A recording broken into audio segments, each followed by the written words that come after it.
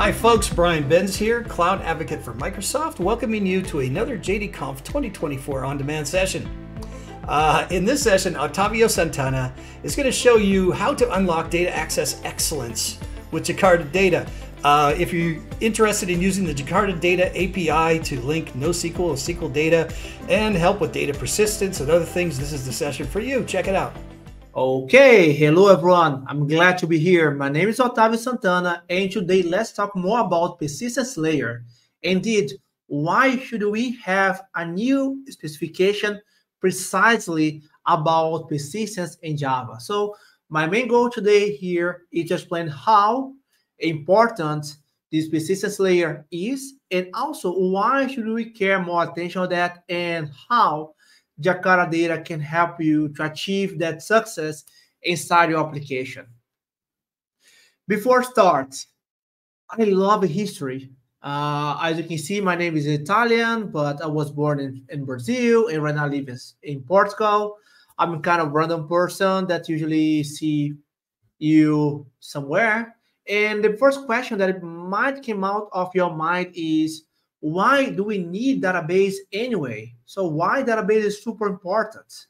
So if you take a look in the whole history procedure, it's not only about database, it's about knowledge, to endure our knowledge every time. So we can say that our first database came out from temples, caves, because the main goal was to store information and retrieve somewhere or somehow. Based on that, we start to write more information, put more information, and then the cave was not enough. Then we decide to organize that knowledge in books. Then was born the library. And guess what? With the time, we wrote a lot of books and realized that knowledge in the books is not enough. And then we put that in database to make more easier to access, to read, to search, and so on. And right now we have 1,000 of books and knowledge, and we are using AI to read that information and retrieve from us in the context of semantic based on our context. So everything is about knowledge, and the more efficient way to store knowledge those days is using database. Okay, Otavio, I guess that is enough for history and philosophy for today, right? So let's go to talk more about software engineering perspective. So why do we care about this kind of thing? Why do modern applications need data storage at all? So every time that we talk about modern application, we talk about microservice. Most of the time we talk about stateless application. And the question is, where the states go? The state goes to the database, of course, is where the current opportunities is, or the current opportunities are. For example, when I have e-commerce, I know the information on my user, my order, and things like that. And thanks for AI, machine learning, and things like that, that's where it's also the future opportunities. For example, I do have a nice case where a bank decided to create a winery, basically based on the database about their clients. And they look at the black credit card, the VIP credit card on that company. They saw, okay, a lot of VIP clients decide to buy wines. And based on that, they decide to, okay, let's build a winery that become the biggest in the country for the next 3 months. So I take a look on my current opportunities, I see the client behavior, and based on that, I decide to create a new business perspective. And guess what? I achieve success based on that. So the state, business, and future business perspective. And yes, the word of persistence layer is magic, especially because when you talk about persistence layer, it is impossible to don't think about database. And as you can see here, we have a huge amount of flavors of database. This one here took from the report of Stack Overflow last year. As you can see, we do have relational database like Postgres, MySQL. We do have NoSQL database like MongoDB, Redis, Elasticsearch, and so on. So we have a huge amount of database. And the fun part, let's tell to you is, okay, we have a huge amount of database, but if you search the Google right now and compare between application maturity models and database maturity models, you're gonna see that we have much more maturity models for application than database. Probably you know about the Glory REST, the maturity model to create or build a REST application. My question is, how many maturity models of database you know? Probably a few, right? So we have much more applications knowledge than database. Paradigms. I'm talking about Java developers. We usually talk about objects, right? So encapsulations, heritage, and things like that. However, with database, we have much more options and flavors. We have NoSQL database. It has key value, document, wide column, and so on. We do have SQL database. We do have the hybrid solution that is NoSQL database. So we have a huge amount of flavors, a huge amount of paradigms, but it's still hard to find maturity models and patterns to the persistence layer. And let's start discussing how fair is the persistence layer, because usually it is the first thing that we do. It's totally unfair, right? Because the first thing that we do is the time that we don't have enough knowledge about development or the business or the product is not mature enough. Based on that, we need to do refactoring. But when you compare refactoring with the application and refactoring with the database, with the application, I can only do it using my IDE, like Visual Studio. However, I'm not able to do that with database, especially because to make easier with source, my application is stateless, but the state is on the database side. So my refactoring with database is, of course, migrations. And migration is not trivial, especially when I handle with a huge amount of data. Beyond that, I need to keep everything going. So I need to keep going with the business, upgrading database, upgrading the backup procedure, the revert procedure, and so on. So persistence layer is a huge universe where we need to think about several perspectives, and we need to start to do one thing that we have no enough knowledge to make it possible. Oops. Going back, but even with that, guess what? Persistence layer belongs to the soft architecture. It's one thing that we need to know, one thing that we need to imagine. So based on that, when we talk about soft architecture and persistence layer, both have the same rules, of course, because persistence layer are related with soft architecture.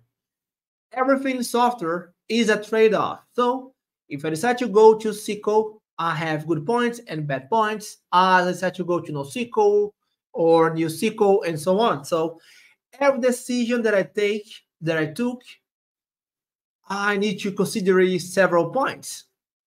And the last one is the why. The reason for doing one thing is more important than how. So it doesn't matter if you're going to use SQL or NoSQL. My first question is why? Is one way to help me to achieve my success, to achieve a better architecture perspective, to achieve better result in my software development, and so on. So yes, so go for it. Okay, I mentioned about the perspective around the rules. But of course, we do have a reason to design and draw soft architecture. And when we do that, we usually think about 3 points. The business, of course, the main reason that we're doing that.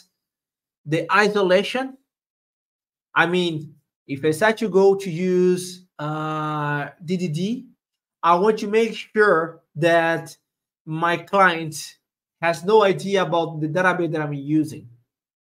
Even of not using DDD at all. For example, for me, it doesn't make sense to receive an exception of Cassandra while I'm using my internet banking. At that moment, I'm not software developer. I'm just a user. So I want to have the user perspective on that. And of course, the last one is performance. Once I decide to use a database specifically, I want to take advantage of that decision and to use the best approach as possible. So business achieve success. The reason that we do that mostly of the time, isolation, make sure that the technology is to help me and not to go against me, and the performance. Once I take the decision to use a specific database, I need to take the advantage of that, using the best practices. For example, if I use a relational database, I must go to normalization. If not, I must go to the normalization and understand better the approach that I'm doing. And based on that, with that popularity on your mind, remember that you do have a huge flavor of database. We are talking about here the polyglot persistence. Just to do an analogy, when we talk about a person polyglot, is a person who is capable to adapt in several situations. For example, myself, I'm Brazilian, and right now I'm adapted to speaking English with you. But when I go to Brazil, I can speak Portuguese with several friends. When I go to Spanish, I can speak Spanish. So based on the capability of understand and use several languages, I'm more able to communicate better and adapt to several situations. And we do have the same idea and the same approach to the database. If you know more database flavors, you are capable to adapt better to several situations. So if I only know SQL, I'm capable to use only SQL. Doesn't matter if it makes sense or not. And on the other hand, if I know only one type of NoSQL database, it's hard to adapt to another situation.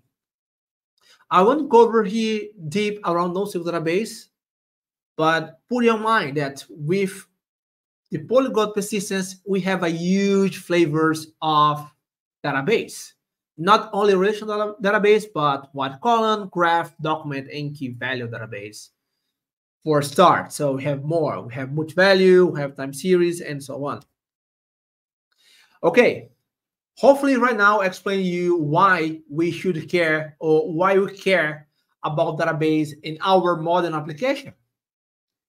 And that's time to discuss more about the civil war that we do have every single day, right? It's impossible to escape about this war, this fight against the application and the database. And the question is, why? Come on, Otavio. Both are to work together. Both are supposed to go work tightly. But in reality, it's not totally true. Why? Because we have different language. For example, right now we are mostly speaking with Java developers, right? So when we talk about application, mostly of the time we are talking about the object-oriented language domain. So are we going to use several aspects that make sense to objects like encapsulation, arrays, and so on? Take this for example. So I do have my person. It has a list of address. However, in my database, I do have no idea. I have no clue about these pointers in Java. Because, for example, my relational database understand only tables. and joins. On that case, what I do have here is tables, tables, and joins. So to represent my person address here, I have 3 different tables. So a person table, a person address table, and of course the address table. Okay, so just you to understand more about how far the paradigms are when we talk about application and database.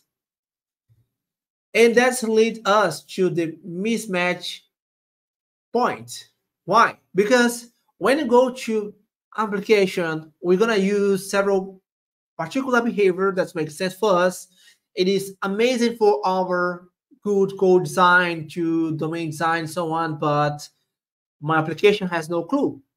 And something happened with the database side. So I want to go to normalization, denormalization, and so on, where my application sometimes has no clue about it. So what do you do right now? Because we do have one application side, and another side we do have the database. How to make both working together? Because this mismatch mapping is real. It has a cost of performance to adapt these 2 different layers. And that's why we do have today at least 6 design patterns to access database, the access to the persistence layer. So of course, I only have 25 minutes here, so I will go deep, but put your mind that for start, it's recommended to understand better the 6 patterns to data integration. So we do have the driver, data mapper, data access object, active records, repository, and data transfer object. So just to understand a little bit more, when talk about database and application, of course, as I mentioned, we do have the paradigms, we do have those design patterns. And right now, I will introduce you the design style. So you can go and do a database approach design style that is more close to the database, so data-oriented programming. Or in another side, you can go close to application, exploring more the object-oriented programming. In that side, you go more close to the application or to the domain-centric.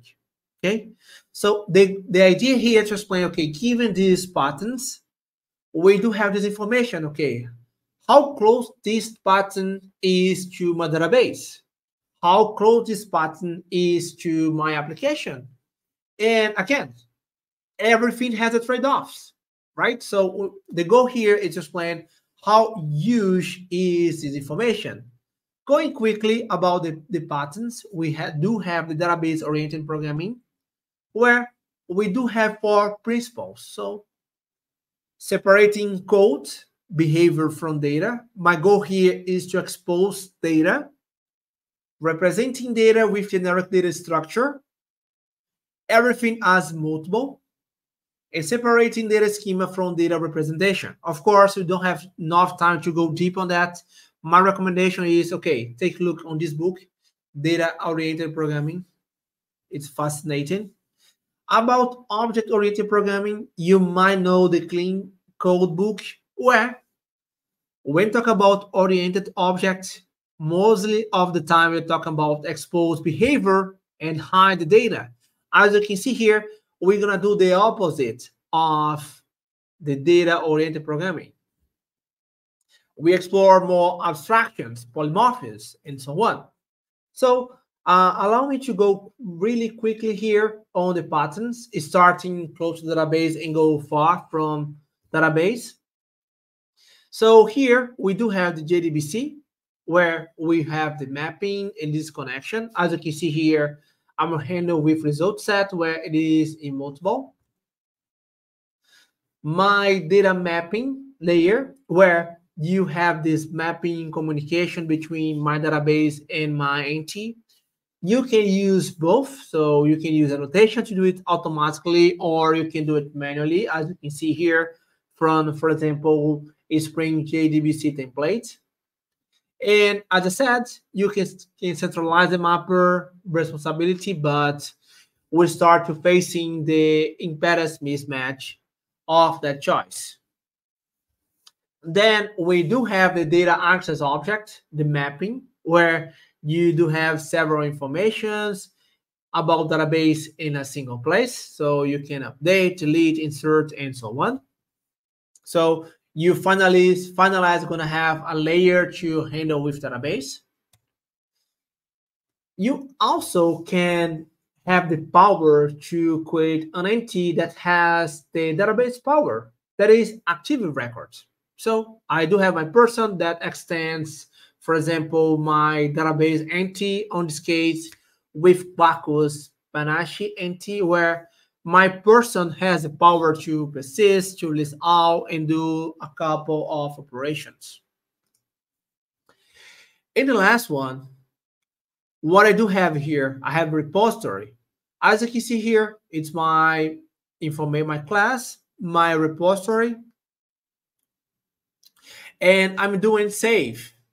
So let's imagine a scenario or the context where I handle a garage. So I have a car, and my car collection is my garage. I can use, for example, parking method to store information about car. So if you ask me, okay, each database I'm using, I have no idea. I have no clue about that because I'm saving. And if you ask me, okay, I'm searching or updating, I have no clue either because it belongs to the vendor to identify that for us. Okay. Oh, based on that, as you can see, you can have layers to split that responsibility. So you can have a single layer. Of course, that might take more work to maintain this kind of thing. Or you can have like a tiny client that requests information from repository, that requests information from the data access object, the mapper, and finally go to the database. Okay. So, and every time that we talk about layers in database, remember, okay, it can give you flexibility, but fight against complexity, but use with caution, because more layers mean more code, more responsibility, and also more power computer consuming. And that might lead you to performance issue on some case. Okay, take care of information. So the whole presentation was to show, okay, database is important. The persistence layer is crucial to understand. The persistence layer defined the success of my application. And okay, Otavio, now I understood Jakarta Data persistence layer is super important. And how can I make my life easier? And to answer that, I do have Jakarta Data. It's a specific persistence layer specification from Java, Jakarta EE, where my goal is to make easier for you to handle with a persistence layer. It doesn't matter if you're going to use a SQL, NoSQL, web service, whatever. The point here is you need to face or handle with a persistence layer somehow. And to make it easier, the Jakarta Data can help you to achieve success. Our first release will focus more on repository.